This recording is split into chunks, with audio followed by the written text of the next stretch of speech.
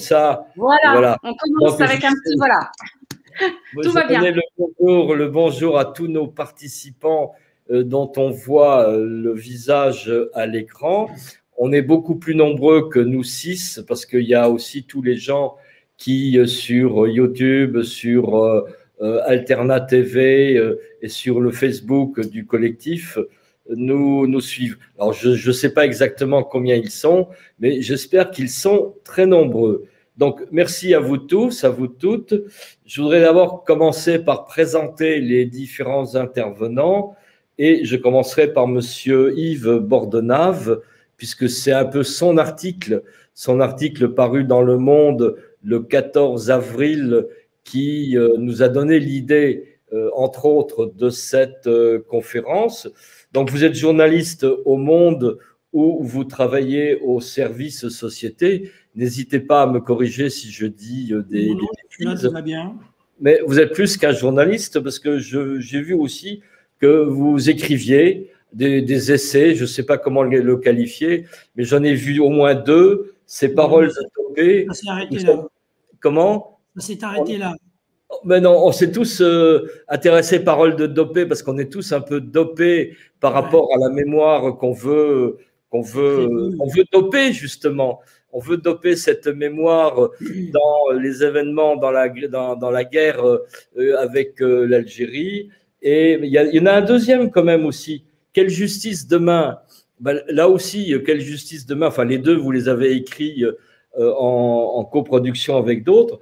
Mais quelle justice demain? Là aussi, quelle justice demain par rapport à nos mémoires partagées? Deuxième intervenant sera Lucas Hart. Lucas Hart, qui est un ami du collectif 61, puisqu'il est déjà venu plusieurs fois à Metz faire des conférences. Je rappelle que vous êtes historien franco-allemand, auteur d'une thèse sur les migrants algériens en zone frontalière Lorraine pour la période 45-1962. C'est une thèse franco-allemande qui a été soutenue à la fois dans une collaboration entre l'Université de Paris 1 et l'Université de Trèves. Raphaël Branche a été votre directeur de thèse du côté français et Raphaël Lutz a été votre directeur de thèse du côté allemand. Vous avez été longtemps chercheur au centre Marc Bloch à Berlin et aujourd'hui vous êtes professeur d'histoire à Leipzig. Monsieur Amar Mohand Amer, bonjour. Vous êtes chercheur au Centre de recherche en anthropologie sociale et culturelle à Oran. Vous êtes un peu le spécialiste de la situation coloniale en Algérie. Vous avez notamment travaillé sur les problèmes de violence liés à cette situation coloniale. Vous avez aussi travaillé, c'est ce qui nous intéresse aussi aujourd'hui, vous avez aussi travaillé sur la recherche en histoire contemporaine en Algérie. Et c'est une des clés d'entrée par rapport à notre débat aujourd'hui. Mais je signalerai aussi que vous êtes un des 9 historiens signataires et même une tête de file de la lettre ouverte au président Tebboune pour qu'il mette fin aux entraves bureaucratiques dans l'accès aux archives. Enfin, du côté du collectif, on a Nadia Salem, qui est membre du collectif, qui est journaliste à Paris. On a Selima Saadi, à qui je vais passer la parole, Selima Saadi, qui est la présidente du collectif.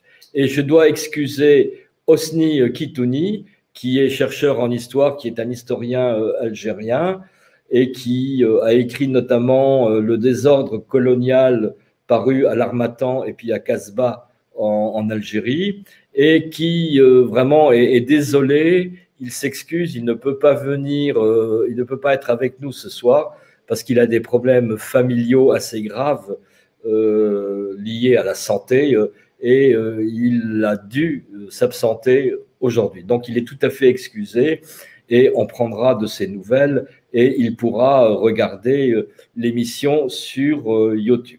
Je passe tout de suite la parole à notre présidente Selima pour qu'elle nous dise un peu comment est née cette idée et pourquoi cette conférence, cette visioconférence, cette conférence en ligne?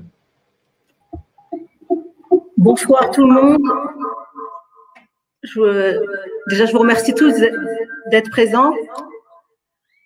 Écoutez, cette conférence est née après l'intérêt de Yves Bordenas sur la nuit des paras et suite à la publication de l'article au mois d'avril, voilà l'enquête qu'il a réalisée au mois d'avril sur cette nuit des paras. Aujourd'hui, on va dire que l'histoire et la mémoire de la guerre d'Algérie est un peu mise en avant dans l'actualité par le rapport Stora qui a été déposé récemment. Mais ça ne va pas être l'essentiel pour nous du débat de ce soir. Je veux juste rappeler l'objectif du collectif Juillet 61. C'était tout d'abord travailler sur cet événement méconnu qui a lieu à Metz le 23 juillet 61. Je laisserai peut-être Lucas ou Yves Bordenas développer un plus cette partie, mais voilà, que très peu de personnes Messins connaissent et donc on voulait vraiment retravailler sur cette mémoire. Et puis, de fil en aiguille, on s'est rendu compte que c'était pas forcément qu'une seule mémoire, mais il y avait des mémoires, plusieurs protagonistes sur cet événement et que c'est vraiment un fil conducteur, c'est une base de travail pour travailler sur toutes les mémoires et l'apaisement des mémoires entre les mémoires algériennes, françaises et même dans ces mémoires algériennes ou françaises, elles sont totalement diverses et variées. Donc c'est l'objectif même de ce collectif et qui est pour nous un travail d'apaisement, mais aujourd'hui on voulait peut-être faire un focus, et je laisserai peut-être Yvon et Nadia le développer, plus sur comment on va les chercheurs vont travailler sur le récit historique et leur accès scientifique aux sources, parce qu'on voit qu'aujourd'hui, 60 ans après, on a encore des freins sur ce sujet.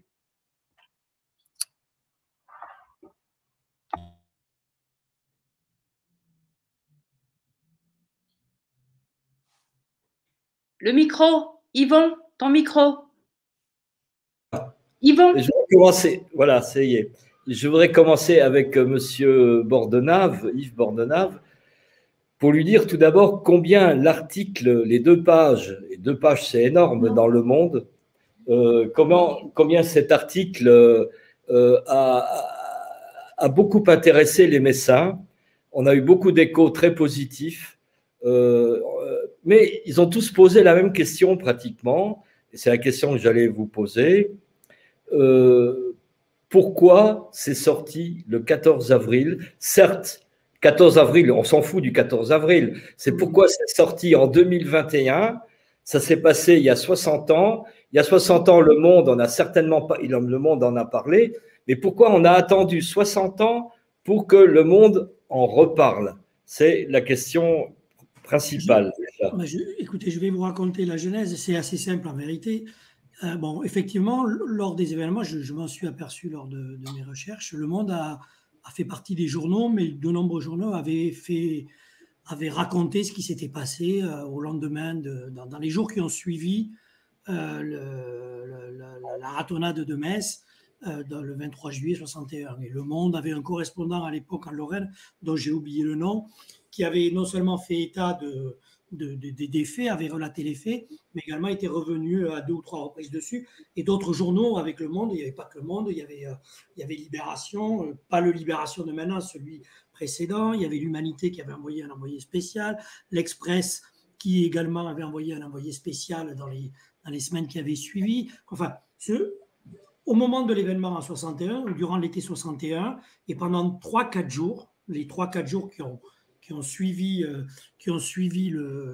la nuit, les journaux locaux et les journaux nationaux en ont parlé. Ensuite, il y a eu non pas un blackout, mais tout simplement, à l'instar probablement de beaucoup de monde, cette histoire a disparu dans les oubliettes. Voilà, elle s'est perdue dans les limbes de la mémoire de la guerre d'Algérie ou de l'absence de mémoire de la guerre d'Algérie, non seulement en France, mais y compris en Lorraine, où les événements ont eu lieu. Et moi, je vais vous dire pourquoi on n'en avait pas parlé avant, parce que personne n'était au courant. Je vais vous raconter, moi, comment j'ai été au courant. C'est parce qu'au à l'été 2020, donc au mois de juillet, août 2020, j'avais eu l'idée de faire une page dans le journal sur comment, après l'annonce faite par le président Macron chez la veuve Audin, chez Madame Audin, donc en septembre 2018, les promesses qui étaient faites d'ouverture des archives pour les historiens et pour tout le monde sur cet épisode où il venait de reconnaître la responsabilité de l'armée française dans la disparition, dans le meurtre, la torture et le meurtre du mathématicien Audin.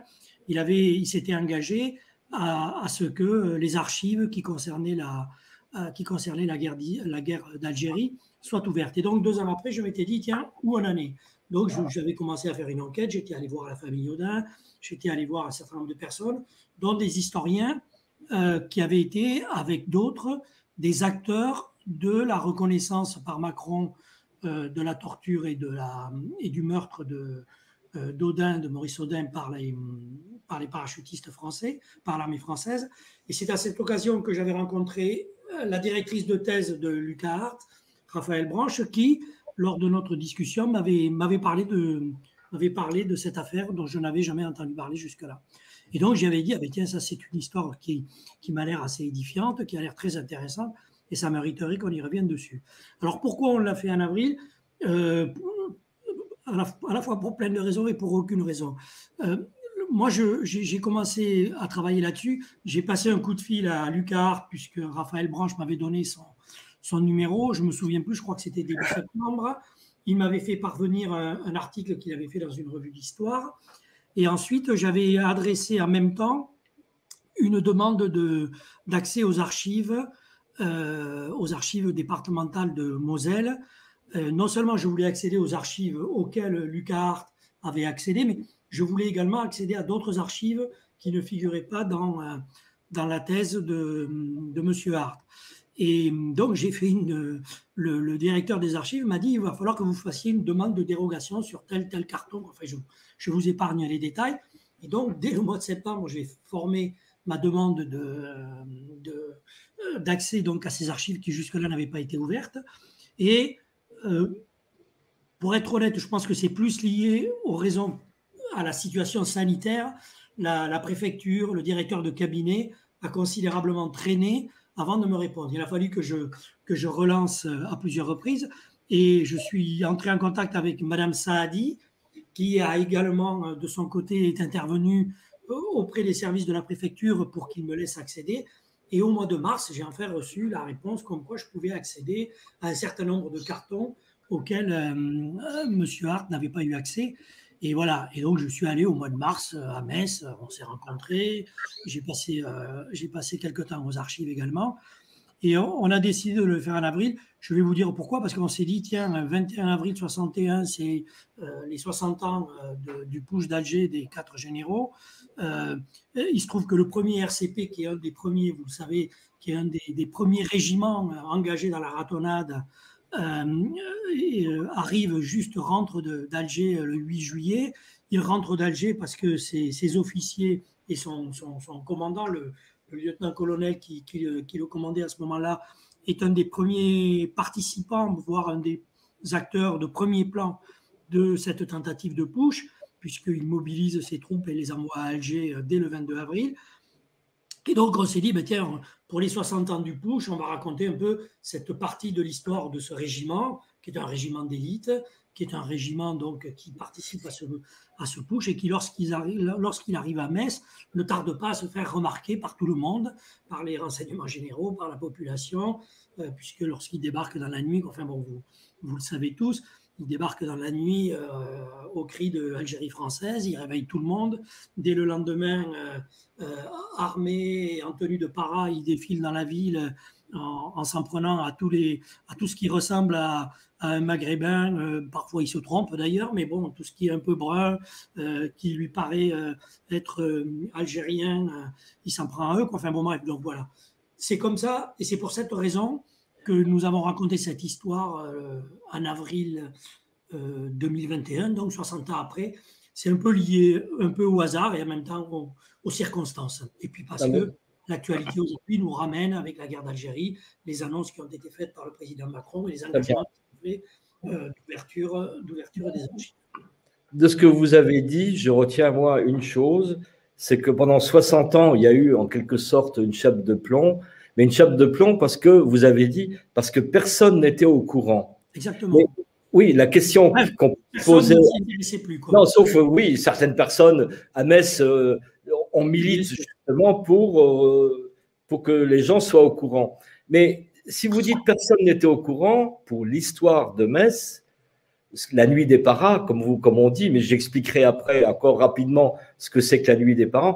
Mais des paras, si personne n'était au courant, ça veut dire qu'il y a des tas d'autres événements ou d'autres événements, je vais gommer le mot d'état, il y a d'autres événements qu'on ne connaît pas et qui mériteraient d'émerger à la surface pour qu'on les connaisse, tant du côté français que du côté algérien. Et ça, tout à l'heure, notre ami algérien nous dira… Ben oui, il y a aussi des événements en Algérie dont personne ne parle. Ça, c'est un point important déjà qu'on peut relever. Alors, la nuit des paras, c'est le langage courant qu'on utilise.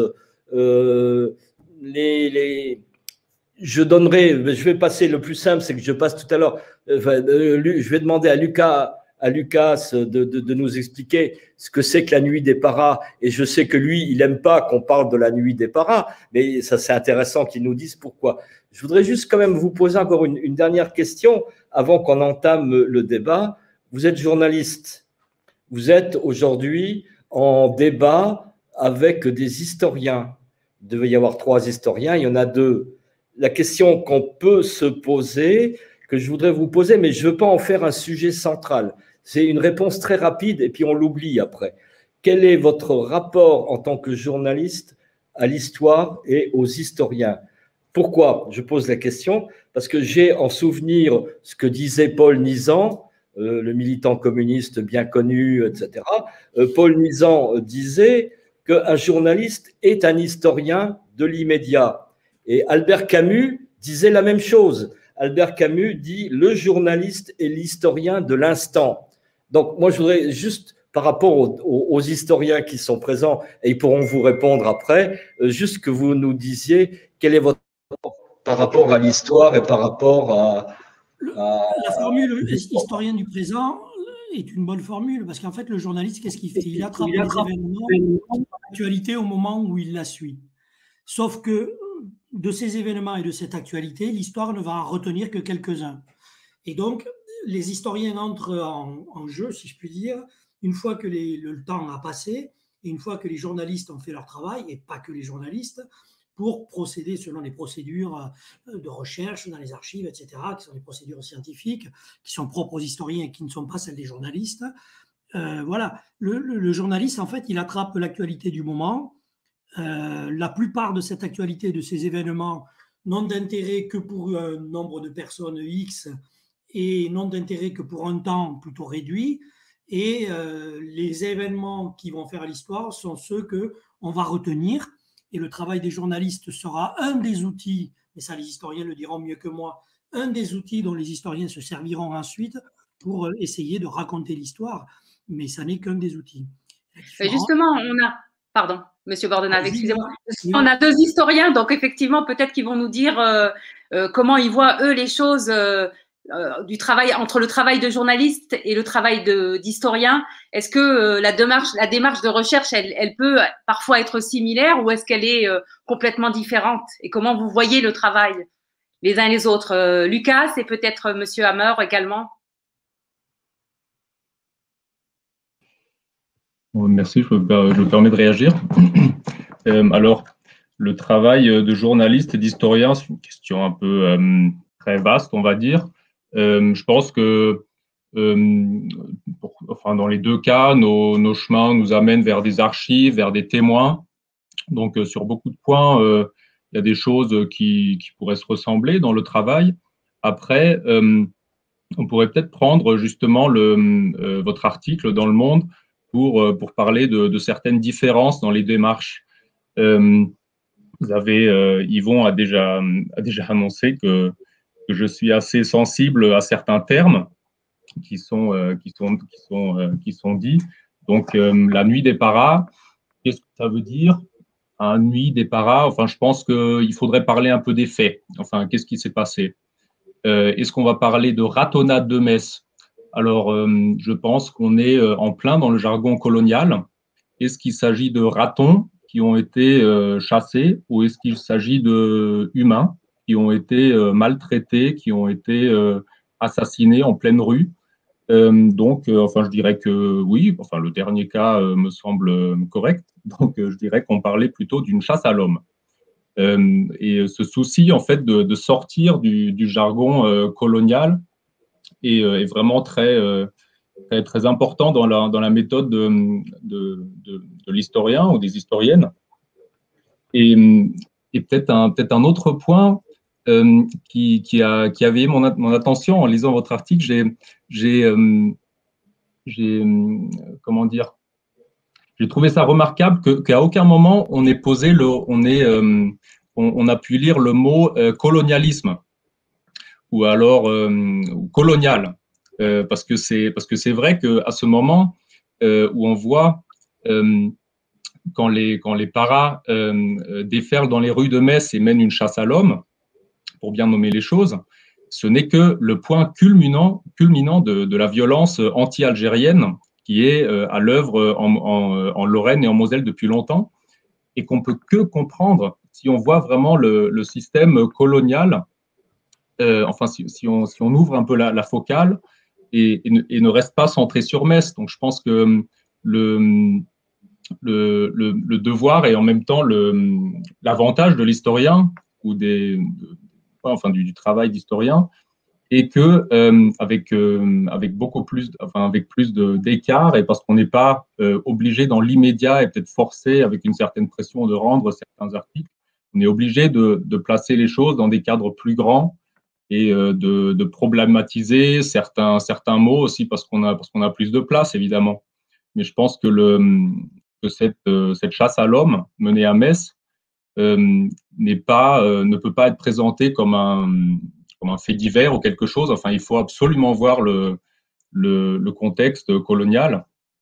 Et peut-être juste pour clarifier mon point, c'est que je pense que le point de départ, justement, c'est pas avril 61. C'est pas la perspective de ce régiment parachutiste qu'il faut prendre, mais c'est Alger 1830. C'est vraiment le début de la conquête, les mécanismes du colonialisme à l'œuvre, la répression coloniale, la stigmatisation coloniale, la dépossession, les différents mécanismes qui sont propres à ce système d'exploitation, proprement parlé. Donc, merci. Donc voilà, ce sont des choses qui tiennent, qui prennent de l'importance. Oui, voilà. Merci Lucas. Moi, je voudrais juste, parce qu'à ce stade de la discussion, on parle de cette nuit des paras.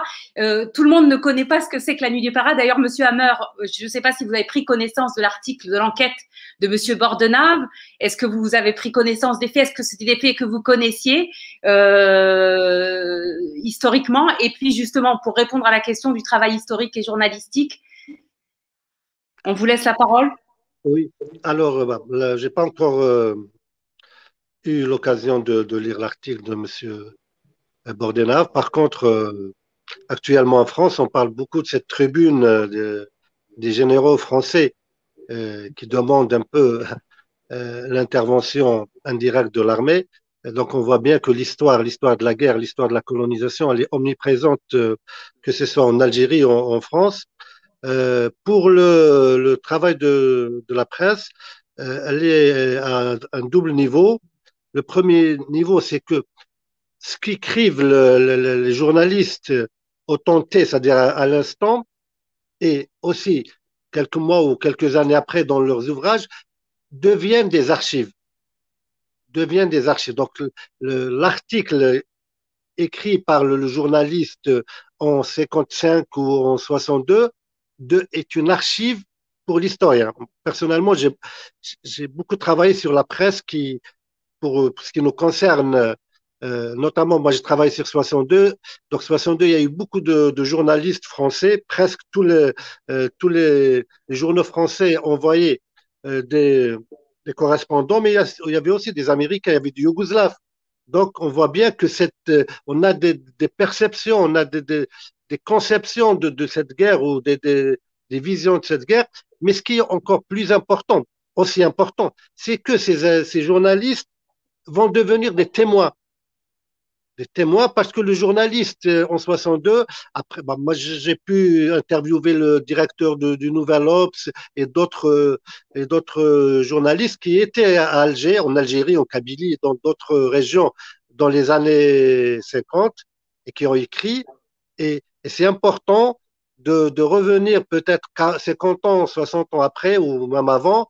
Mais là, on a affaire à un témoin, un acteur aussi, parce que ces articles, les articles du Monde et d'autres journaux à l'époque ont joué un rôle important.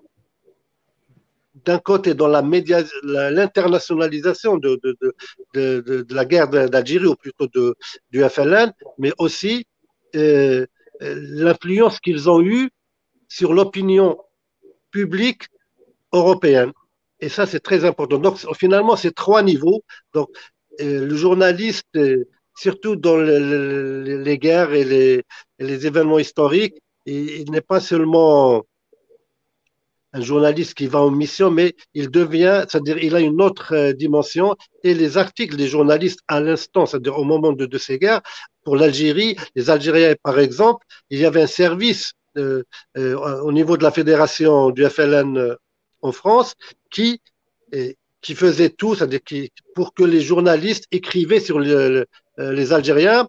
L'un des chefs du FLN, qui était représentant du FLN, porte-parole et représentant à l'ONU, Mohamed Yazid, disait « Parlez-nous en bien ou en mal, mais parlez de nous. Parlez de nous plutôt. C'est-à-dire parlez du FLN, même si vous dites des méchancetés sur le FLN, mais c'est pas grave, il faut parler. » Donc on voit bien que le journaliste, c'est aussi un outil, peut devenir un outil politique.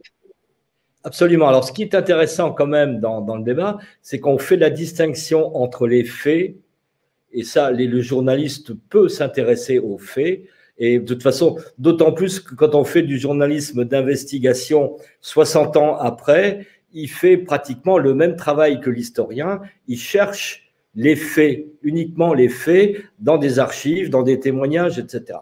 Mais je suis quand même intéressé. Et là, la nuit des paras, c'est des faits. Je vais quand même rappeler très rapidement ce que c'est que la nuit des paras. C'est dans la nuit du 23 juillet, les parachutistes qui étaient revenus d'Algérie, parce que c'était un corps disciplinaire, c'était un corps qui était mis en punition à Metz, parce qu'ils avaient participé, ou ils allaient participer au putsch d'Algérie. Donc, ils sont venus à Metz, où ils ont été mis en quarantaine, façon de parler, et ils étaient très remontés contre les Algériens.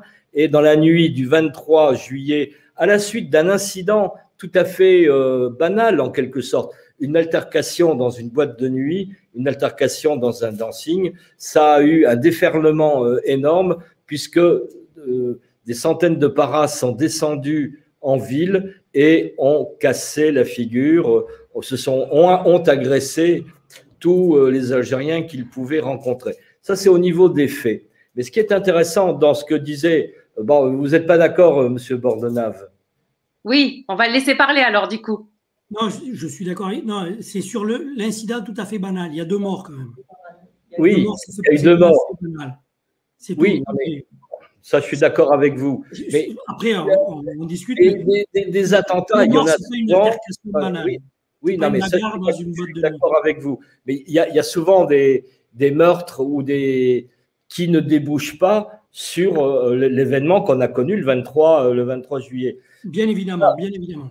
Là où je reviens sur ce qu'a dit Lucas, et qui est très intéressant, il dit, mais c'était aussi un peu, et c'est dommage que Hosni Kitoni ne soit pas là, parce que j'ai l'impression que c'était aussi un peu la thèse qu'il défend. Il dit, mais attendez, ne focalisez pas sur un événement précis, ce qui s'est passé le 23 juillet, regardez toute la genèse et remontez, et Lucas le dit très, très juste, c'est toute l'histoire du colonialisme dont l'événement du 23 juillet est un phénomène ou un épiphénomène, mais c'est tout le mouvement, enfin toute l'histoire du colonialisme français qu'il faut arriver à interroger.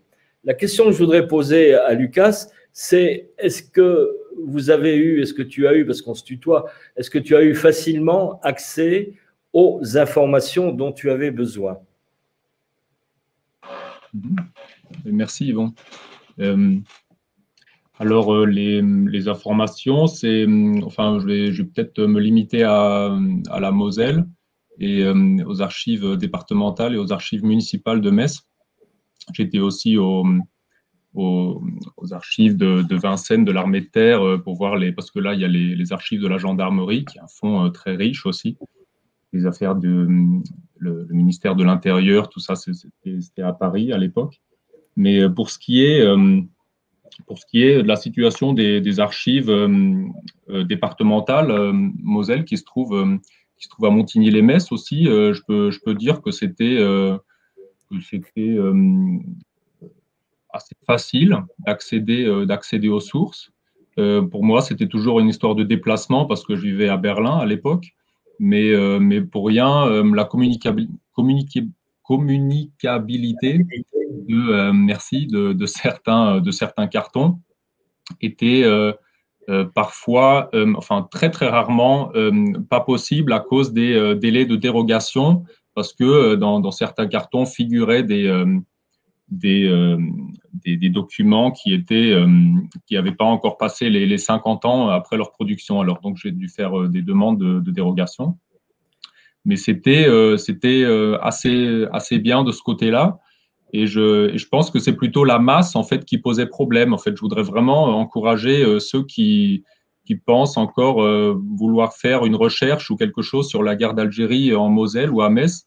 Je pense qu'il y a quelques 300 cartons qui vous attendent aux archives, rien qu'aux archives départementales, concernant cette période et cette problématique.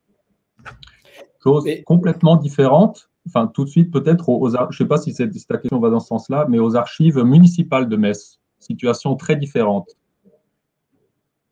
Alors, les archives municipales à la ville de Metz, très, très peu de fonds qui ont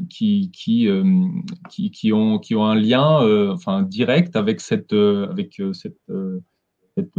problématique de la guerre d'Algérie, de la situation des migrants algériens aussi, parce que c'est sur la situation des migrants en particulier, je suis focalisé. Et je pourrais peut-être dire juste deux exemples pourquoi je pense aussi que enfin, certains fonds n'ont pas été versés par la municipalité. Comme par exemple, on voit un carton relation Raymond Mondon et Armée. Raymond Mondon, pour ceux qui ne savent pas, était le maire de Metz à l'époque, maire de Metz entre 1947 et 1970. Relation Raymond Mondon, c'est-à-dire le maire de Metz et Armée, et ben rien sur le premier RCP et cette nuit du 23 juillet. Rien. Hein, dans ce carton. On ne trouve pas d'autres cartons qui auraient peut-être... qui pourrait peut-être avoir à ce sujet des informations du même genre. Sur la traque parachutiste, cette chasse à l'homme du 23 juillet, tous les procès-verbaux du conseil municipal de Metz sont aux archives municipales, sauf juillet-août 1961. Alors, c'est deux petites enveloppes qui ont apparemment disparu de ce carton, qui ont été mis à l'écart. Donc, je pense que c'est très clair aux archives municipales. D'autres exemples aussi que je pourrais dire, mais ne pas faire trop long, que des archives ont disparu. Et pour comprendre, c'est peut-être pas inintéressant d'apprendre, sans vouloir, c'est peut-être pas inintéressant d'apprendre que Raymond Mondon était un partisan convaincu de l'Algérie française. Le maire de Metz à l'époque était 100% Algérie française. C'est particulièrement fait remarquer par son investissement dans le jumelage Metz-Blida, qui a été créé en 1956 pour sauvegarder l'Algérie française. Donc un lien qui a été créé à l'initiative locale. C'était vraiment les maires locaux de la métropole qui ont commencé ce lien qui a été tissé entre certaines communes d'abord et après entre départements métropolitains et arrondissements algériens nouvellement créés. Et quand Raymond Mondon commence à tisser ce lien avec Blida pour sauvegarder l'Algérie française. En fait, c'est un lien local qui se tisse. Il est dans les tout premiers, enfin les premiers, le 3e ou le 4e. Et à la fin, il y aura 76 départements métropolitains qui vont verser dans ce nouveau réseau. Donc on voit vraiment que c'est quelqu'un qui est, on va dire, très très engagé dans cette cause. Et c'est peut-être pas pour rien qu'on trouve certains vides, qu'on se pose des questions sur la situation des archives à Metz encore aujourd'hui. Donc encore une fois, situation coloniale de l'époque joue encore, détermine jusqu'aujourd'hui le travail des historiens autant que des journalistes qui s'intéressent à telle question. C'est vraiment un grand ensemble qu'il faut voir à ce moment-là. Je crois que Nadia veut poser une question. Oui, mais merci Lucas. C'est très intéressant effectivement ce que tu viens de dire effectivement par rapport à cette question des archives qui disparaissent et donc un pan de l'histoire qu'on enlève qu'on rend plus accessible au commun des mortels, aux chercheurs, etc. et qui est intéressant. Mais moi justement, compte tenu de ce qu'on vient de dire et de cette histoire des archives, de l'accès aux archives, je voulais poser la question à Monsieur Bordenave qui est allé enquêter et qui a eu accès aux archives départementales. Est-ce que vous avez découvert quelque chose qui vous a vraiment étonné, la découverte que vous avez faite de ce que vous avez fait dans ce travail d'enquête, est-ce que c'est une vraie découverte? Est-ce qu'il y a des choses qui vous ont étonné, qui vous ont surpris, qui vous ont inquiété, ou voilà, comment s'est passée votre enquête sur place? Non, ce qui m'a le plus surpris ou inquiété, entre guillemets, c'est pas tant ce que j'ai découvert que ce que j'ai pas réussi à trouver de ce que je cherchais. Voilà. En l'occurrence, ce qui m'intéressait le plus, moi, c'était au-delà des faits, etc., qu'il s'agissait de raconter, c'était comment les autorités françaises, la justice, la police, la gendarmerie, etc., avaient réagi à cet événement et comment les autorités militaires, la hiérarchie militaire avait réagi à cet événement. Est-ce qu'il y avait eu des sanctions? Est-ce qu'il n'y en avait pas eu? Les suites de l'enquête policière, les suites de l'enquête des gendarmes, etc. Qu'est-ce que ça avait donné? Et ça ne figure pas dans les deux. Ça ne figure pas, en tout cas, aux archives. J'ai fouillé aux archives départementales donc à Metz. Ça ne figure dans aucun des cartons qui m'ont été communiqués. Pourtant, j'ai fait la demande explicite, justement, de cartons qui pourraient traiter de ces suites-là judiciaires, policières, et on m'a communiqué les cartons où il n'y a quasiment rien là-dessus. J'ai ensuite interrogé Vincennes, donc, qui est les archives où sont installées les archives militaires, celles de la gendarmerie et de l'armée. Là, je n'ai eu aucune réponse. J'ai interrogé le ministère de la Justice à la chancellerie à Paris pour avoir accès à des archives de justice, si par hasard il y en avait. On m'a dit qu'il n'y en avait pas et que tout ça relevait des archives départementales. Donc, si vous voulez, ce qui m'a le plus surpris, c'est pas ce que j'ai trouvé, c'est au contraire ce que j'ai pas trouvé. Et j'étais assez, finalement, j'étais assez insatisfait, frustré, si je puis dire, de ne pas avoir, par exemple, pour arriver à trouver que les 3 Algériens qui avaient été arrêtés, qui avaient reconnu les faits suite à la dénonciation du premier arrêté et qu'ils avaient été en prison à Metz et que en 63 ils ont été renvoyés en Algérie. Je n'ai trouvé qu'une seule pièce, mais je n'ai pas trouvé de pièce. Je n'ai pas trouvé les PV, par exemple, d'interrogatoire de ces 3 Algériens par la police judiciaire de Metz. Je n'ai pas trouvé la décision judiciaire. J'ai trouvé un arrêté préfectoral, mais je n'ai pas trouvé la décision judiciaire qui concerne ces 3 Algériens. Je n'ai trouvé aucun PV d'interrogatoire par les gendarmes. Les gendarmes ont procédé à l'interrogatoire d'une centaine de militaires, non seulement la hiérarchie du premier RCP, mais y compris un certain nombre d'autres militaires. Je n'ai trouvé aucun PV d'interrogatoire par la gendarmerie. Je n'ai trouvé aucune trace de sanctions qui auraient pu être prises. Il y a un rapport de la gendarmerie qui fait 300 pages, c'est indiqué dans des communications, entre les personnels de préfecture et le ministère de l'Intérieur, et c'est indiqué également dans un article du Républicain Lorrain, je crois, à l'époque. Et donc, j'ai essayé de trouver le rapport de 300 pages de la gendarmerie qui fait état de son enquête auprès des militaires du premier RCP. Je ne l'ai pas trouvé. Je l'ai demandé à Vincennes, je l'ai demandé au CIRPA de la gendarmerie à Issy-les-Moulineaux. Enfin bon, bref. Donc, ce qui m'a le plus, si vous voulez, étonné, surpris, et en même temps pas tout à fait surpris parce que je connais un peu les pratiques militaires de ce pays, c'est la difficulté, 60 ans après, de trouver des pièces qui sont pour moi importantes et intéressantes, journalistiquement et historiquement, mais qui sont introuvables.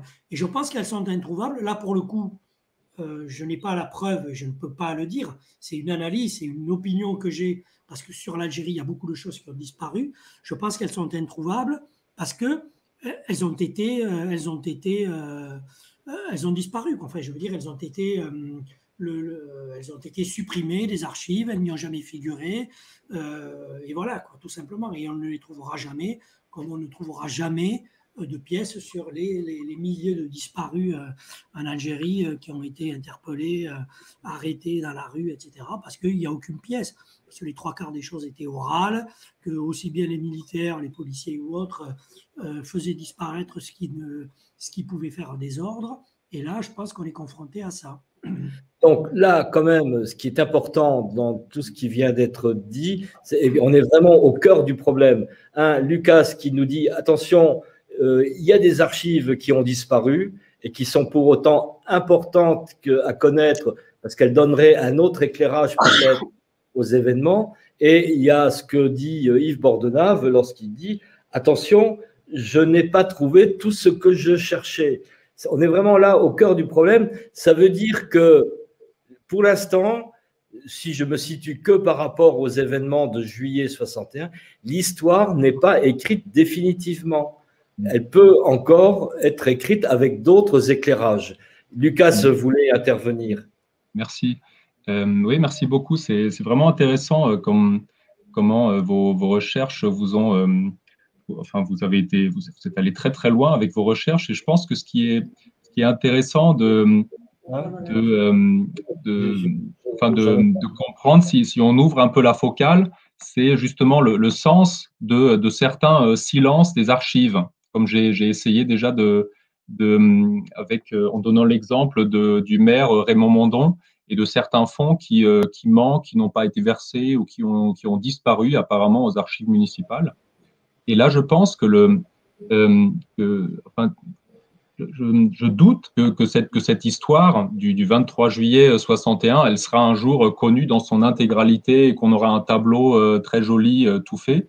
Je pense vraiment pas. Un tableau tout joli, je ne pense pas, oui.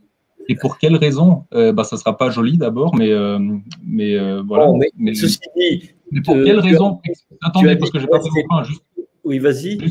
Juste un point.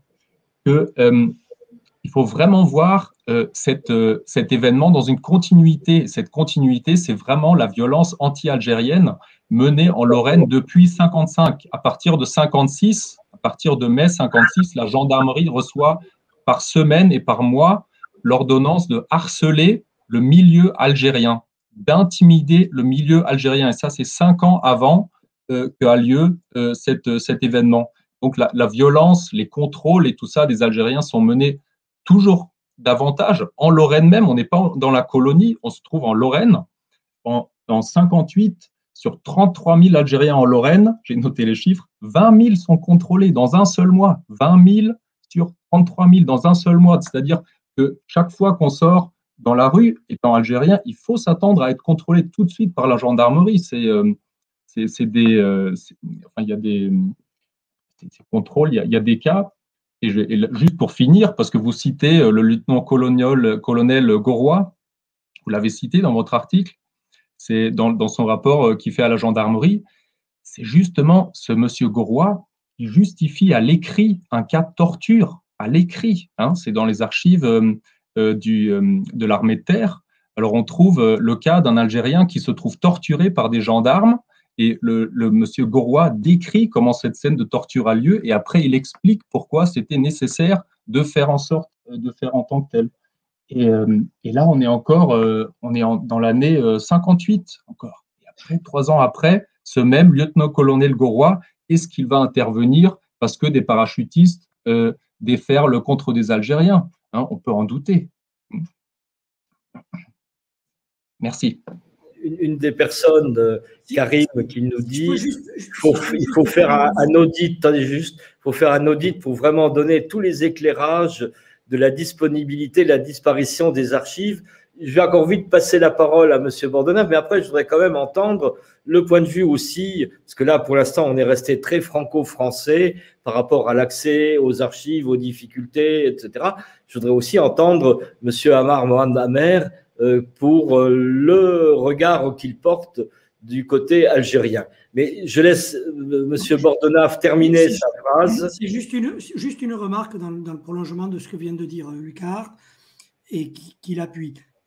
Aux archives de Moselle, il y a tout un carton où sont classifiés dossier par dossier et élément par élément tous les incidents qui visent les Algériens, les agressions dont sont victimes les Algériens de la part des militaires, uniquement de la part des militaires. Je ne parle même pas des contrôles de police ni quoi que ce soit. Je parle de la part des militaires des régiments présents en Lorraine à ce moment-là. Ça figure tout un carton et c'est relevé les uns après les autres. Il y en a des dizaines et des dizaines et des dizaines. Dans les mois qui précèdent juillet 61, grosso modo printemps 61 et début de l'été 61, ce nombre d'incidents, je pense que Lucas Hart a dû le constater également, va croissant. Et ce qui est intéressant, pour dire à quel point des fois c'est un petit peu plus compliqué, c'est qu'il y a notamment des hauts fonctionnaires, notamment le directeur de cabinet du préfet de Moselle à l'époque, qui fait des rapports qu'il adresse à son patron, en l'occurrence au préfet, et qui sont transmis à Roger Frey, qui est le ministre de l'Intérieur en 1961 à Paris.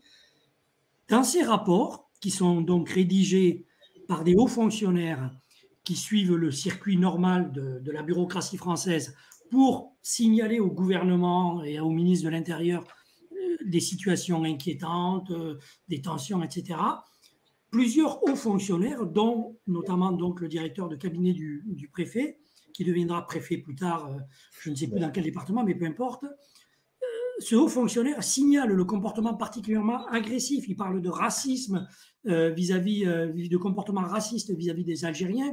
Il parle des agressions. Il parle également des officiers supérieurs du premier RCP qui, dès leur arrivée à Metz, se dirigent vers les réseaux pro-Algérie française de Metz, probablement vers la mairie, puisque le maire est pro-Algérie, mais pas que. Et il essaie de montrer, de signaler, d'alerter les autorités françaises de ces faits qui concernent donc la hiérarchie militaire. C'est notifié, on le trouve dans les archives, et évidemment, ça ne donne suite à rien du tout. Bien. Oui, dans le micro, il est mis. On va donner la parole à monsieur Amar Mohamed Amer. Donnez-nous un peu, vous avez entendu ce discours entre Français où on se plaint de l'accès aux archives, donc pire que de la censure. Encore si c'était que de la censure, on peut retrouver les pièces, mais c'est des pièces qui ont disparu, qui ont été détruites, qu'on retrouvera peut-être un jour, mais j'en doute. Bref, comment vous regardez ça du côté algérien ? Moi, j'ai travaillé sur les archives en France. J'ai fait ma thèse en France, donc je connais un petit peu la situation. Pour l'Algérie, c'est une autre paire de manches. Il faut revenir un peu à l'histoire. Pendant la guerre, le FLN était dans la logique de créer un État dans l'État. Un État révolutionnaire, un État FLN contre l'État français. Alors, donc il a été très paperassier, dans le bon sens du terme. Il avait un service d'archives très important, parce qu'il voulait être finalement comme son modèle jacobiniste, modèle français, avec des structures assez lourdes, avec des archives. Et cette culture de l'État à l'indépendance a été elle a été encouragée. Vous savez que les premières décennies de l'après-indépendance, les Algériens ou l'Algérie étaient à l'avant-garde par rapport aux autres pays de la région ou du monde arabe en ce qui concerne les archives. Donc, on a formé de très bons archivistes dont certains actuellement travaillent dans les pays du Moyen-Orient. On a créé des centres d'archives un peu partout. On voulait vraiment donner à cet État, l'État indépendant, une assise et l'archive, ou plutôt la collecte de l'archive, la préservation de l'archive faisait partie de cette vision. Et ça a duré peut-être jusqu'à il y a une quinzaine d'années où l'Algérie rentrait dans une sorte de contraction politique, de limitation de liberté. Et l'accès aux archives fait partie des libertés. Les archives, c'est un service public. Et depuis une quinzaine d'années, les historiens en Algérie ont de grandes difficultés à accéder à des archives qui sont communicables. Parce que là, il faut bien expliquer. C'est la même loi qui est appliquée en Algérie, qui existe en Algérie, existe en France. Donc, après 50 ans, 60 ans, on peut consulter. Et il y a des archives où il faut demander des dérogations. Sauf qu'en Algérie, cette loi n'est pas appliquée. C'est-à-dire, on a des difficultés pour consulter les archives qui sont libres, c'est-à-dire communicables. C'est ça et les historiens, comme les journalistes, comme les chercheurs, ça fait des années qu'ils dénoncent. Et il y a un mois ou un mois et demi, des historiens algériens, il y a 9, mais il y a d'autres qui ont saisi directement le président de la République pour dire c'est un scandale. C'est un scandale que aujourd'hui, pour faire de la recherche, il faut partir en France. Pour faire de la recherche sur l'Algérie, il faut partir en France. Donc c'est un scandale sur le plan symbolique. Les conséquences, c'est que, moi je le dis depuis quelque temps, on va avoir des chercheurs sur l'Algérie, soit des chercheurs français qui sont en France, ou des Algériens qui peuvent partir en France, ils ont les moyens, ils ont les visas et tout ça, ou des étrangers. Il y a beaucoup d'Américains qui s'intéressent à l'histoire de l'Algérie et pas d'historiens algériens des universités algériennes. Vous voyez, c'est pas seulement une question d'archives, d'accès aux archives, mais c'est une question d'un risque de ne plus avoir des historiens algériens, notamment sur la guerre d'Algérie, parce que c'est la plus conflictuelle. Donc, vous voyez, donc c'est pas seulement un problème d'accès ou de ne pas accéder. Les conséquences sont terribles. Et dans la lettre que nous avons envoyée au président de la République, on pose ce problème, c'est-à-dire, en arabe, on dit tawtin, ça veut dire il faut que la recherche sur l'Algérie faite par les chercheurs algériens des universités algériennes se fasse en Algérie. C'est quand même le b.a.-ba, c'est le minimum.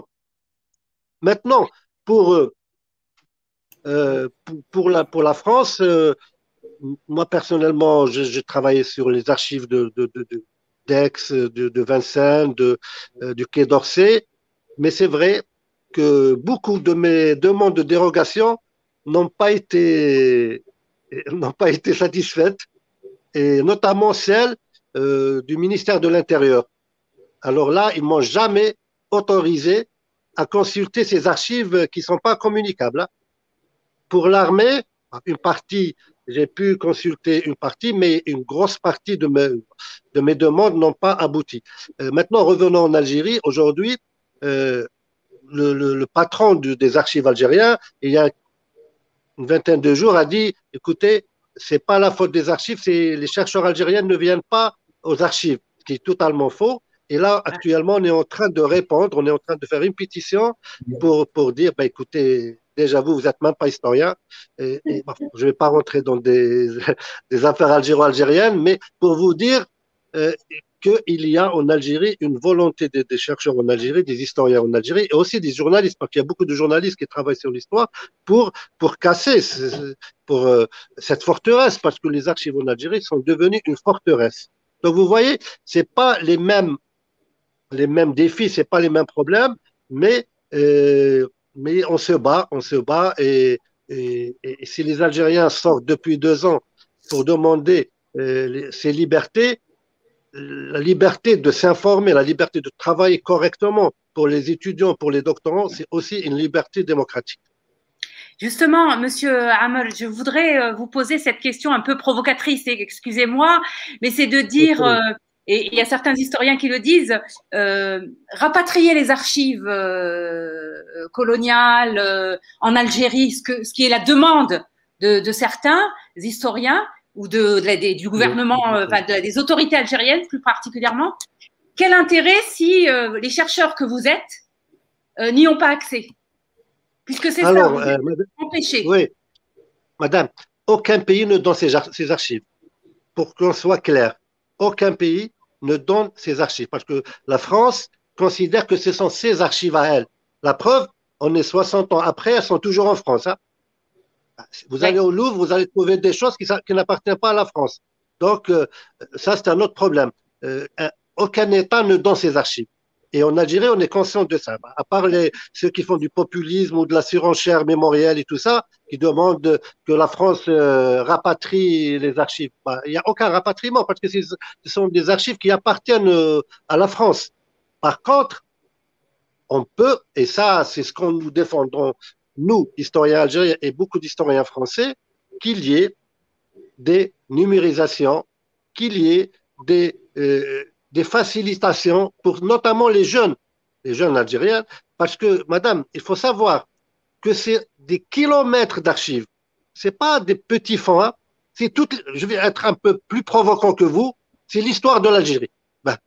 Pour être plus clair. Donc, et ça aussi, les Algériens ont le droit de consulter ces archives qui sont énormes, qui sont massifs. Ces fonds sont massifs en France. Faites un tour à Vincennes, pas à Vincennes, mais plutôt à Aix, et vous allez être étonné. C'est quand même une partie de l'âme algérienne qui se trouve dans ces centres d'archives. Maintenant, il faut être pragmatique, responsable, et trouver des solutions qui arrangent les deux parties. On n'est pas dans la confrontation. Les historiens algériens veulent déjà, bien sûr, pour sortir de cette schizophrénie, déjà consulter les archives qui sont en Algérie. Déjà, il faut commencer par là, parce qu'il ne faut pas demander aux Français, alors que chez nous, c'est difficile d'y accéder. Mais c'est un problème important, parce que c'est des fonds très, très, très importants pour la mémoire nationale.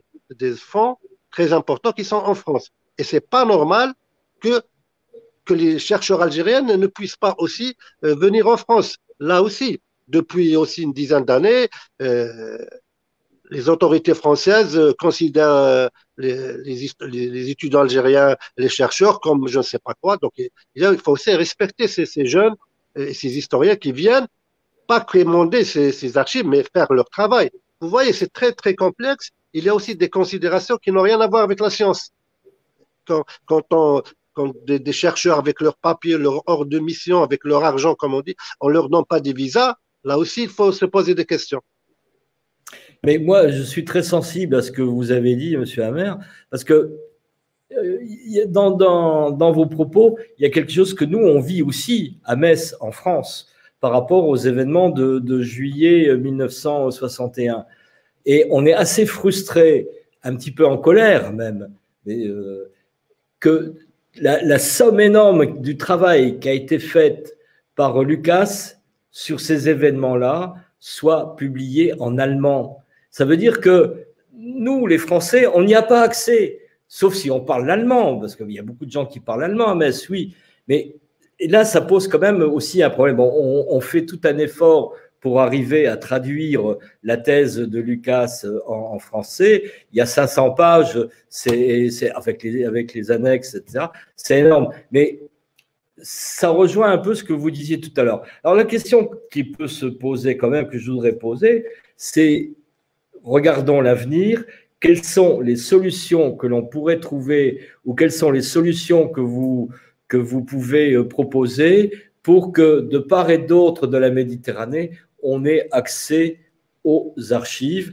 Et j'ai beaucoup aimé ce que vous avez dit l'accès aux archives, c'est un service public, ça fait partie de la liberté. C'est un autre élément clé du débat de ce soir. L'accès aux archives, c'est un exercice de liberté.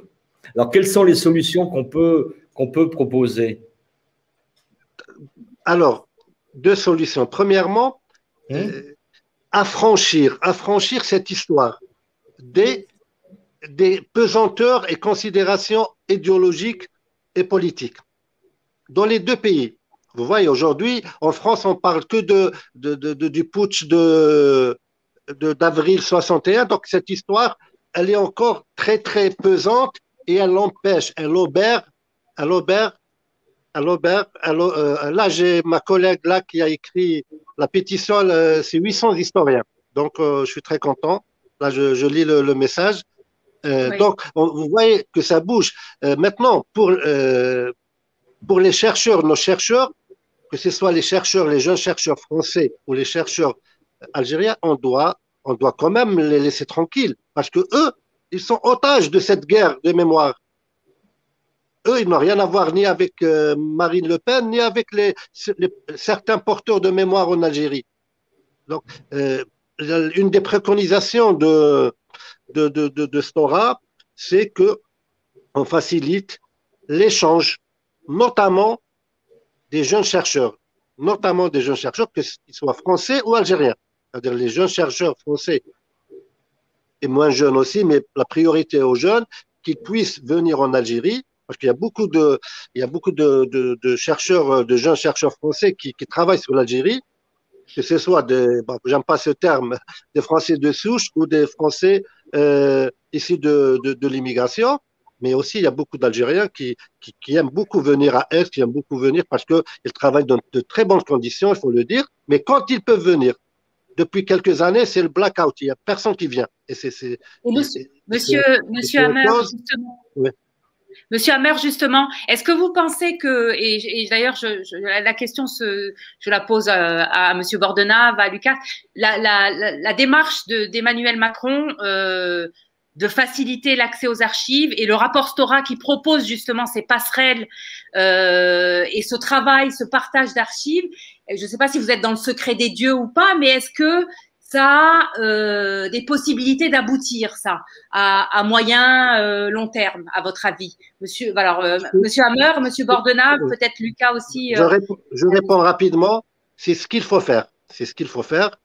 Mais pour le moment, rien ne. Donc, nous, on va attendre, on attend.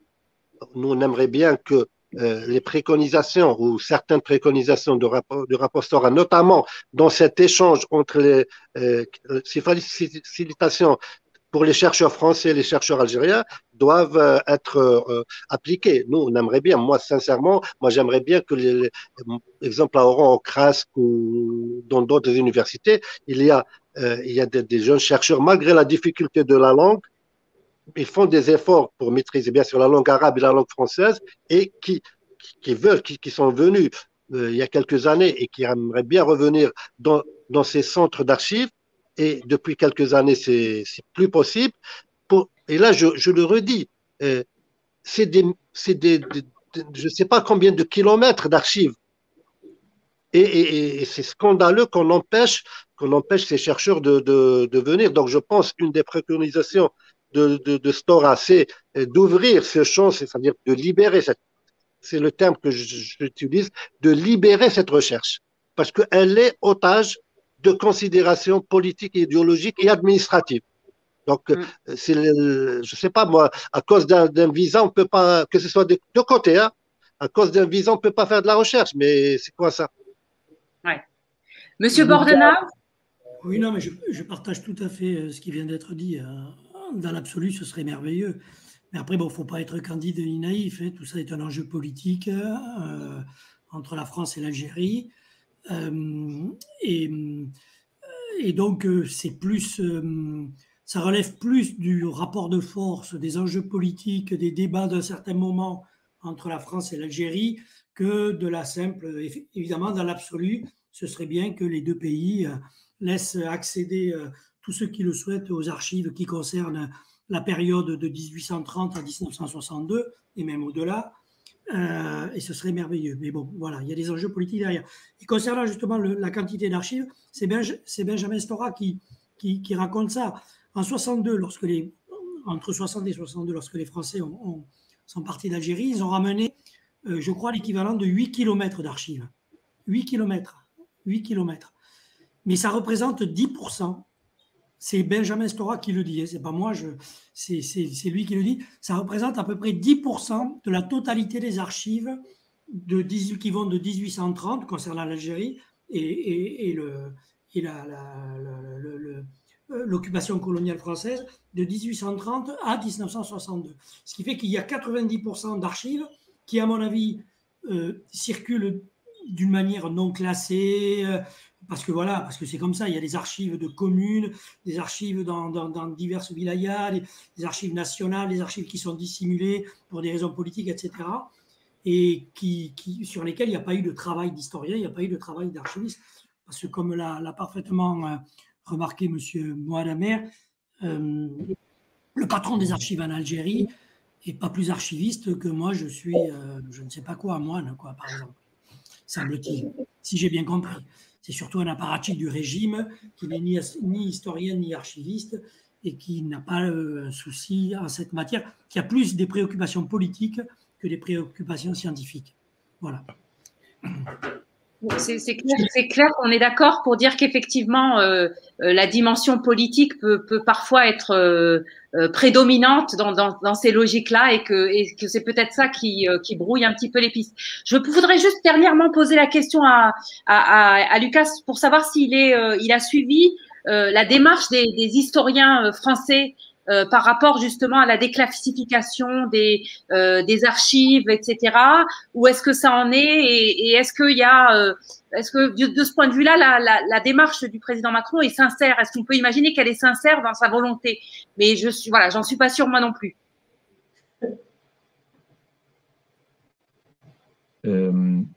Alors, j'ai suivi cette démarche. Comme actuellement, je suis plus chercheur actif, je suis pas directement concerné par la problématique, mais je continue à suivre évidemment avec intérêt. Je pense effectivement, comme les autres, comme tous, j'espère, qu'un premier pas préconisé par le rapport Stora, ça serait de favoriser l'échange, ce règlement de visa qui propose, tout ça c'est très bien évidemment. Ce qui est encore une fois, je pense, important, c'est de bien nommer les choses et de pas amener des nominations qui augmentent la confusion ou peut-être même l'agression, c'est-à-dire, il a été évoqué encore une fois cette phrase de la guerre des mémoires. Qu'est-ce que ça veut dire en fait, guerre des mémoires? C'est-à-dire on imagine en fait deux collectifs qui ont exactement la même mémoire, français d'un côté, algérien de l'autre, et qui s'affrontent, c'est pas du tout ça. La guerre d'Algérie, c'est beaucoup plus complexe et les mémoires sont beaucoup plus diverses. Je veux dire, autant du côté français, autant du côté algérien. Je veux dire, c'est un terme qui nous amène justement vers la confrontation directe en supposant que ça serait des histoires homogènes du nord de la Méditerranée et du sud. Donc je pense qu'il faut vraiment essayer de bien nommer les choses, de faire vraiment attention à la terminologie et encore une fois de vraiment côté français vraiment d'admettre l'importance du système colonial qui a supposé qui a créé des citoyens français, officiellement français, qui ont été traités comme des sous-citoyens, autant en Algérie qu'en métropole, et qui ont, il y a eu ce racisme très clair anti-arabe et ce stigmatisme anti-musulman. Afin de maintenir le statut colonial en Algérie. Enfin, tout ça, ça a une certaine fin. Donc je pense que le premier pas très important à faire, et le rapport Stora essaye de passer élégamment à côté, si j'ai bien suivi, ça serait vraiment d'admettre l'importance et le poids de ce système colonial dans cette histoire commune qui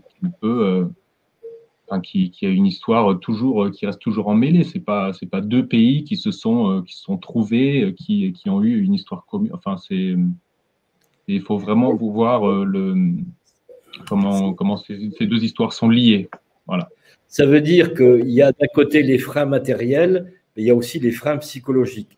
Au niveau des freins matériels, et Lucas l'a bien rappelé, il y a 300 cartons qui restent dans les archives départementales de Moselle qui demandent qu'à être exploités.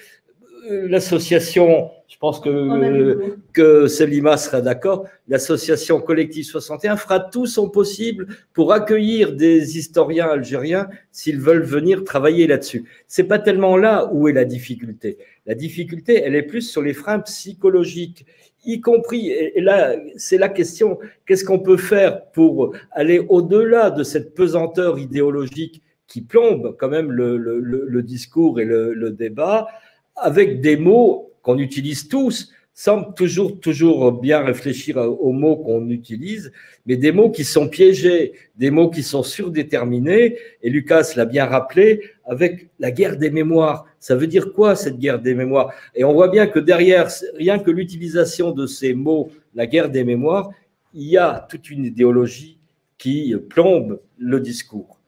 Monsieur Hammer, je pense que vous voulez réagir. Oui, maintenant, je pense qu'on parle, c'est surtout depuis la sortie, ou peut-être avant du rapport de guerre des mémoires, de mémoire réconciliée. Bon, moi, ça me fait pas peur de parler de ça, hein. Si on en parle, c'est qu'il y a eu une réalité. Et cette réalité, je dois rappeler qu'en 2005, l'État français, le Parlement français, l'Assemblée française a promulgué une loi qui disait tout simplement que la colonisation française a été quelque chose de positif. Donc, c'est dans ce sens-là qu'en Algérie, on a perçu cette mémoire comme un acte, cet article ou cette loi comme un acte de guerre. Donc, c'est dans ce sens-là. Donc, je pense qu'il faut aussi voir comment ce qui se passe en France est perçu de l'autre côté de la Méditerranée. Peut-être en France, ce mot ne dit rien, il n'a pas sa charge, mais en Algérie, il a sa charge. Parce que quand la France officielle, non, mais j'explique. Oui, non, mais je suis tout à fait d'accord avec vous, vous avez tout à fait raison. Mais est-ce que c'est un président de la République, est-ce que ce sont des députés qui doivent écrire l'histoire? Ils peuvent voter toutes les lois. C'est ce qu'ils ont fait. Oui, mais est-ce qu'ils ont la légitimité de l'historien pour imposer une histoire? C'est ça la question. Oui, mais je vous ai dit que les historiens ont été un petit peu chassés par les politiques, que ce soit en France ou en Algérie. Quand en France, quand un pays qui a toujours défendu cette limite entre le politique et l'académique, et on voit que c'est l'Assemblée qui demande aux enseignants de promouvoir une histoire qui fait de la colonisation un acte positif. Ce que j'explique, c'est que oui, mais moi c'est inadmissible. C'est inadmissible, mais c'est une réalité. Oui. Mais c'est une réalité, que ce soit en Algérie ou en France. Hein. Oui, c'est ce que je dis. Maintenant, ces concepts, ils sont là parce qu'il y a des agressions derrière, parce que cette loi a été perçue en Algérie comme une agression. Cette loi a été perçue par les Algériens, et c'est pour ça, c'est à partir de 2005 que des porteurs de mémoire ont demandé à criminaliser la colonisation, ont demandé que la France se repente. C'est à partir de là. Donc, il faut toujours voir le contexte dans lequel ces notions sont nées. Donc, ce n'est pas des notions qui n'ont pas une importance si c'est le reflet de réalité, de confrontation. Parce que, regardez, moi, personnellement, je ne demande ni repentance, ni excuse. Parce que pour moi, la guerre s'est terminée en 62. Et les Algériens sont indépendants depuis 62, donc ils n'attendent pas une onction ou une caution du gouvernement français pour se dire, tiens, maintenant on est enfin indépendant. Moi, je vous dis les débats qui se passent en Algérie. Maintenant, s'il y a des notions, moi, il faut les déconstruire, il faut les expliquer et non pas dire qu'ils n'ont pas d'importance. Ça permet juste de réagir. Je pense que ce qui est important à ce point-là, c'est de ne pas confondre État et société. D'un côté, il y a une mémoire qui est imposée par certains fonctionnaires, puis qui peut être imposée par un gouvernement, mais en tant que chercheur ou enfin, je veux dire, toute personne, on est évidemment apte à constater que les mémoires par rapport à cette guerre coloniale sont extrêmement diverses selon le rôle qu'on a pu jouer. Est-ce qu'on a été militant de gauche? Enfin, je veux dire, je vais pas commencer à énoncer tous les différents acteurs qu'il y a eu dans cette guerre, mais de vraiment différencier entre mémoire imposée par l'État d'un côté et après voir la société qui est quand même un ensemble beaucoup plus vaste avec une mémoire hétérogène. Bien, il nous reste combien? Il nous reste 10 minutes. Je voudrais que dans les 10 minutes, que chacun à tour de rôle puisse dire très rapidement ce qu'il retient de cette conférence et comment on peut éventuellement aller vers autre chose ensemble à un autre moment. Qui veut commencer? Allez, Monsieur Bordenave, c'est avec vous qu'on a commencé. Écoutez, moi, pour prolonger un peu ce qui vient d'être dit, moi, je pense que l'histoire et la mémoire, ça peut, ne peuvent pas se décréter. Et je pense surtout que l'histoire n'est pas figée. Je crois que ça doit être un débat permanent. La seule chose qui est importante, c'est que le travail des historiens, qui est un travail scientifique, doit être pris en compte, mais qu'une fois ce travail effectué, la mémoire est une affaire de débat. Et ça veut dire que la mémoire, elle est confrontée à des points de vue, elle est confrontée à des moments, à des personnalités, à des psychologies, à des situations politiques, à des situations sociales, à des différences culturelles, etc. Et elle ne peut pas être unique comme ça. Je pense que la seule chose qui doit être garantie, c'est l'accès de tous aux archives, l'accès de tous aux faits, la possibilité pour tout le monde, les historiens au premier rang, bien évidemment, mais pour tous les autres citoyens, qu'ils soient en l'occurrence français ou algériens là, d'accéder à ces connaissances. Et ensuite, il ne peut pas y avoir un point de vue unique. Et il ne peut pas y avoir un point de vue unique, y compris sur la manière dont on a vécu cette histoire. Et la seule chose, c'est qu'il faut que les individus, les groupes d'individus, les associations, les groupes politiques, les citoyens puissent en débattre de manière sereine, en échangeant des arguments et sans forcément tomber d'accord. On n'est pas obligé d'être d'accord sur la perception qu'on peut avoir de ce qu'a été la guerre d'Algérie, de ce qu'ont été les conséquences de la colonisation française. Et je pense que la seule chose qui est importante, c'est qu'effectivement, on puisse accéder à ce qui relève des faits, accéder aux archives et à imposer à tous les acteurs de cette histoire, y compris les acteurs qui ont commis des crimes, je pense à l'armée française, et pas que. Côté algérien, on peut penser aussi au FLN, aux guerres fratricides, qui ont fait également des milliers de morts. Et une fois qu'on a posé tout ça, et que tous les citoyens ont connaissance d'eux, chacun, après, en prend connaissance, et chacun fait sa propre analyse, la confronte à celle des autres, et ce débat ne sera jamais terminé. Voilà, c'est ça qui me semble, moi, important.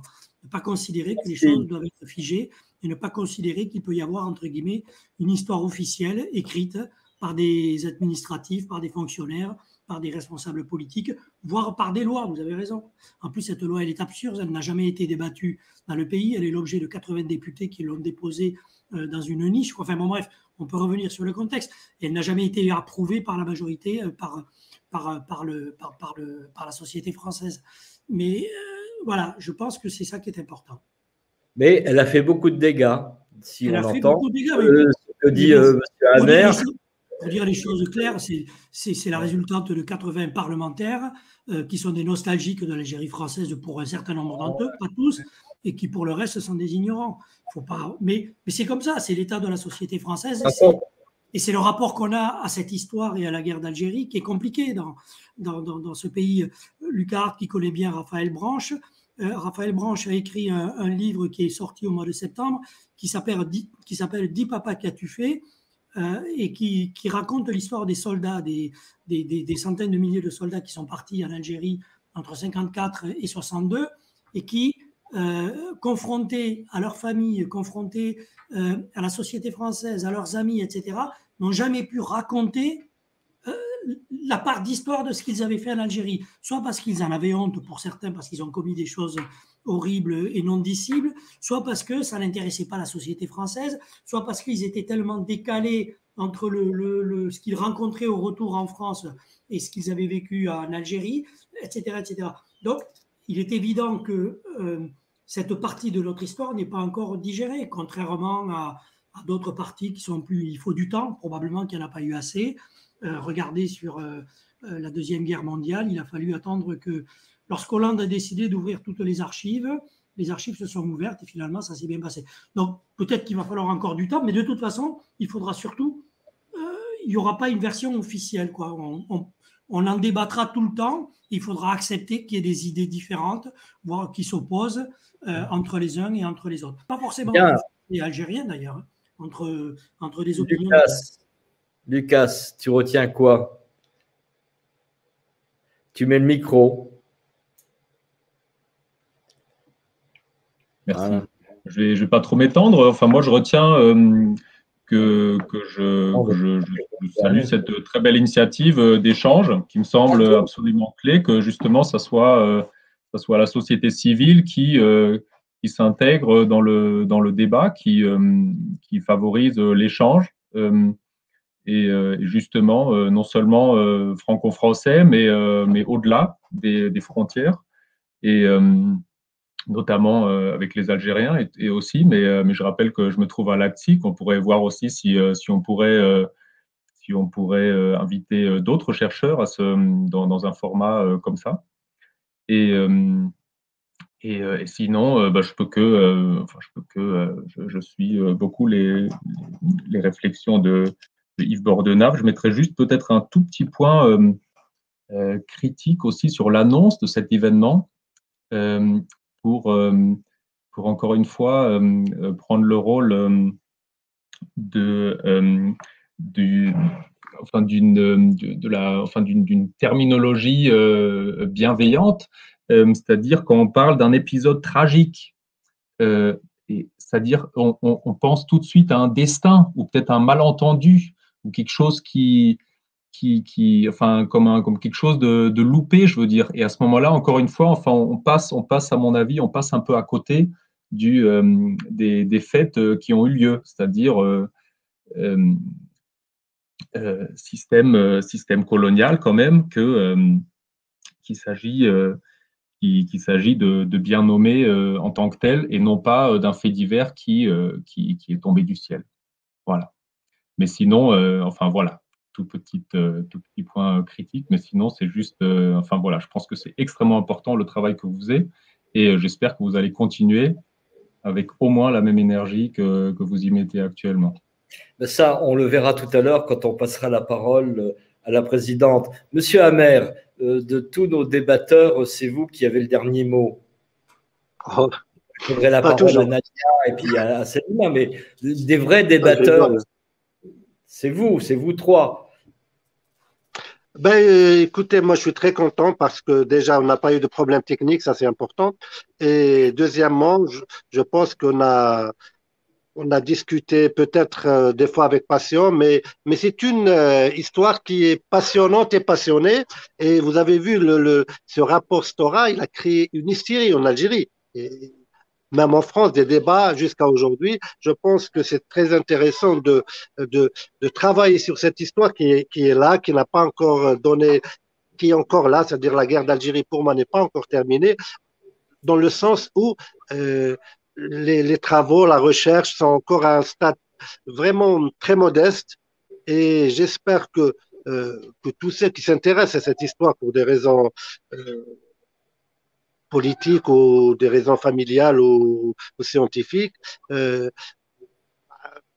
je vais s'unissent parce que nous sommes dans une quête de faire une histoire académique, une histoire scientifique, mais cette quête, elle est difficile parce que on n'est pas les seuls sur le terrain. Actuellement, je travaille ce que j'appelle le marché de l'histoire de la mémoire en Algérie, parce que c'est devenu aussi un marché, parce que il n'y a pas que les historiens.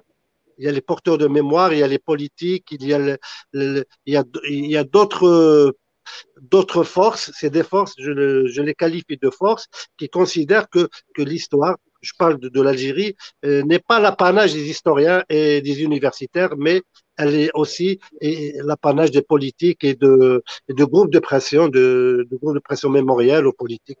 Donc, je vous remercie encore une fois et je vous dis bonne soirée. Nadia, tu veux rajouter quelque chose?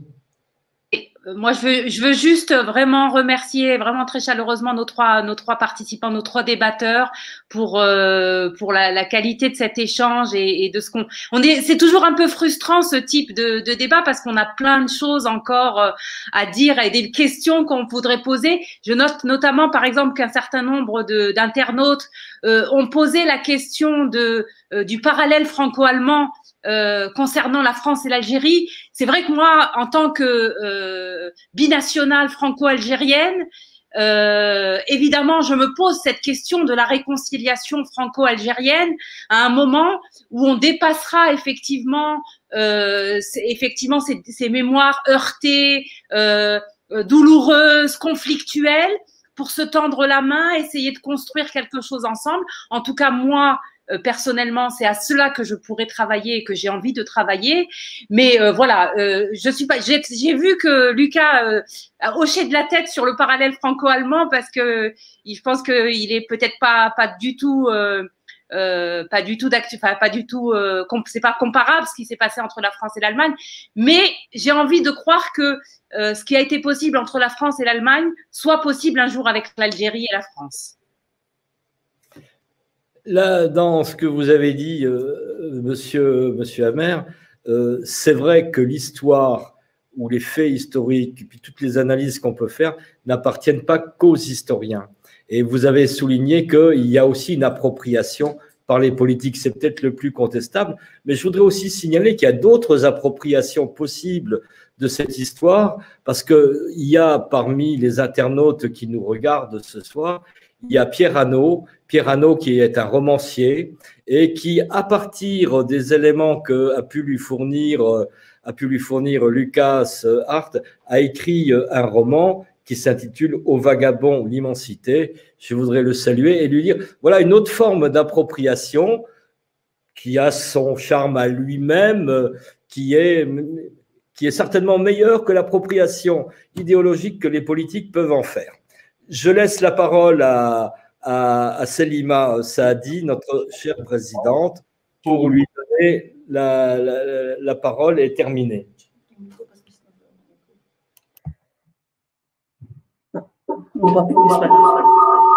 Écoutez, je vous remercie vraiment pour la qualité des débats. J'ai vraiment écouté ça avec, c'est pas grave, avec passion et intérêt. Et on est vraiment dans le cœur de ce que nous avons voulu créer en créant le collectif Juillet 61. On est des personnes diverses et variées, des Français, des Franco-Algériens, des rapatriés d'Algérie dans ce collectif. C'est aussi ça qui fait la richesse de notre collectif. Et vous l'aviez bien dit tout à l'heure, Monsieur Amer, c'est qu'il y a une surenchère mémorielle, mais il y a aussi une histoire mythique et mystique du côté algérien aussi. Hein. Là, je prends ma casquette franco-algérienne aussi de ce côté, mystique du côté algérien. Mais il y a des choses à construire ensemble. Et il y a aussi l'histoire des territoires qu'on n'a pas aussi assez travaillé sur tous les événements. Voilà les faits que Lucas a rappelés, les discriminations faites aux Algériens, 20 000 contrôles sur 38 000 Algériens qui étaient là. Un État français qui, dans ses colonies, crée des lois discriminatoires. On aurait encore beaucoup de choses à dire, mais moi, je veux vraiment travailler sur le lien qui nous unit tous et qui nous unit tous aussi en Moselle et à Metz. On peut dire que Metz a été colonisée par les Allemands. On a aussi un parallèle par rapport à ça, mais on a aussi des échanges communs et des parcours de vie aussi à relater, de double, voire triple rupture. Et là, je pensais dans ces parcours de vie aux Mosellans à un moment qui ont été chassés de Moselle pour aller en France et qui se sont retrouvés en Algérie et qui après 62 sont revenus s'installer en Moselle. Donc on a aussi tout ce travail que nous menons aussi de ce collectif sur ce point. Et c'est pour ça que c'est essentiel, c'est que ces mémoires, ils sont vraiment diverses et variées. Et pour nous, c'est important le regard que vous portez les historiens, parce que nous, ça nous permet de dépassionner le débat. Quand Lucas est venu, et un peu notre historien référence pour le collectif, ça nous a permis de dépassionner le débat, de l'apaiser, de leur faire, de prendre de la hauteur à l'ensemble de cette situation, parce que je pense que ce qui est essentiel pour nous, c'est de construire tous ensemble une page commune et future ensemble, et on la construit au quotidien, tous les jours, par des échanges. Je pense que l'essentiel, c'est les échanges qui sont faits. Et je voulais aussi remercier, parce que on est là, France, Algérie, mais je voulais remercier les canaux de diffusion qui sont Canada, Alterna TV, qui est la diaspora algérienne au Canada et qui est très actif, qui nous diffuse, mais aussi également une autre chaîne qui s'appelle Ziana TV, qui est une chaîne de panafricaine, donc aussi pour les diasporas, où il y a des échanges et des débats pour construire ensemble un avenir commun. Je vous remercie à tous. Et juste pour le programme, nous avions aussi le comité, nous avions 3 jours de conférences de prévues avec surtout la musique Raphaël Branche sur son livre Dis papa, qu'as-tu fait? Donc nous allons essayer de faire le mi-juillet, voilà, un petit programme de conférences pour aussi commémorer aussi ces événements des 60 ans, voilà, vraiment des victimes, hein, les victimes. Il faut rappeler les morts. Il y a eu des morts du côté des paras, il y a eu des civils, et puis il y a eu des morts du côté d'Algériens. Donc c'est aussi commémorer ces mémoires et ces victimes, parce que ce qui est malheureux, c'est que voilà, il y a eu malheureusement beaucoup de souffrances, de douleurs, d'actes qui a été horribles, mais aussi de petits actes de résistance. Et c'est tout ça le rôle du collectif, c'est de mettre ça en lumière et de faire ce travail de recherche et d'histoire. Et il nous reste beaucoup de travail, parce qu'on a 300 cartons à aller voir aux archives départementales de la Moselle. À bientôt. Et pour les Algériens, bonne fin de Ramadan. Sahaftalkom. Bien, allez. Vous suivrez sur Facebook, pour ceux qui sont les internautes qui nous suivent, sur Facebook, on donnera les suites éventuelles d'autres conférences qu'on peut faire sur ce modèle-là. On a une feuille de route qui a été tracée par tous les débats qu'on a eus aujourd'hui. On vous donne rendez-vous, je ne sais pas quand, mais sur Facebook, Salima, la présidente, vous mettra tout ça. Merci, bonne soirée, au revoir. Au revoir et merci à vous.